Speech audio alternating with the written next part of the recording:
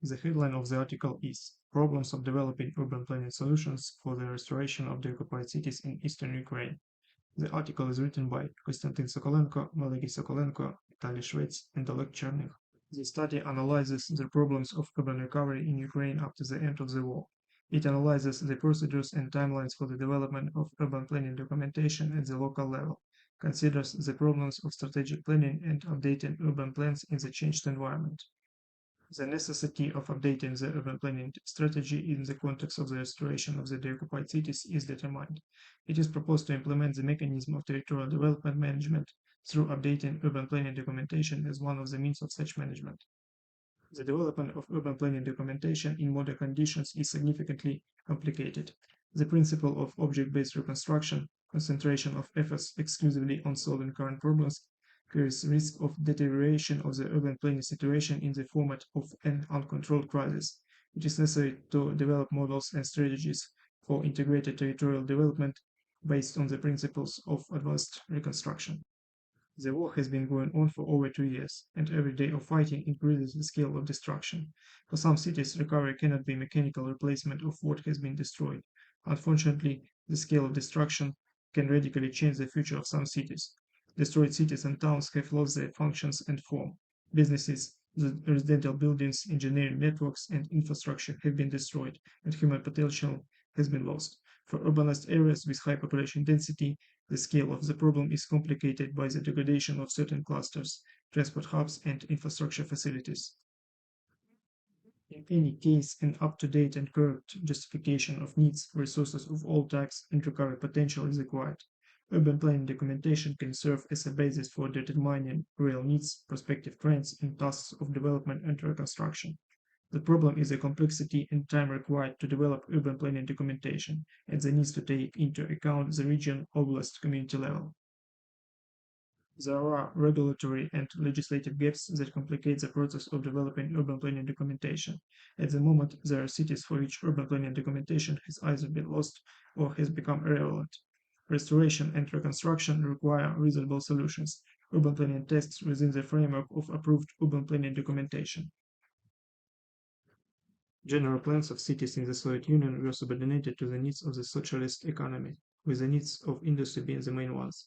Social development and the organization of living space were secondary. Along with progressive urban planning solutions, many problems were accumulated in the areas of housing construction, industrial development, and environmental pollution. The collapse of the Soviet Union as a socialist economy led to urgent problems with the modernization of urban master plans. The economic crisis, a long period of improvement and creation of modern legislation in the field of urban planning, contributed to the slowdown in the process of updating urban planning documentation. There has been a significant escalation of urban planning problems for post-socialistic cities in industrial regions, especially for single industry towns. The Donbas region has become an area where such problems are epitomized. A common problem is the outdated master plans of cities and the lack of a balanced regional development policy. For example, in 2014-2021, the cities that form the Lysychansk-Sokolenko regional agglomeration existed and developed in fact separately, without taking into account the benefits and needs of the agglomeration. The war that began in 2022 changed the paradigm of existence. Although hostilities are still ongoing and may drag on indefinitely, certain categories of territories can be distinguished by the length of time they have been under occupation. This factor has a significant impact on the nature of changes to urban planning documentation. The population of the deoccupied territories acts both as a consumer and an object of transformation, and as a driving force capable of shaping socially significant functions of places of living. The study establishes a relationship between the conditions of revival, the scale of urban preservation, and the factors of revival, the able-bodied population. A hypothesis is formulated: there is not enough human resource to restore the previous population of the Lugansk and Donetsk oblasts. The region is not able to support the excess population, and reverse reurbanization is unlikely. The model for the formation of urban development subjects is presented in Table 1. The subjectivity of certain categories of the population is detailed depending on the inherent types of activities, factors, and conditions that affect subjectivity. The subjects that form a separate group are motivated by different factors of urban development.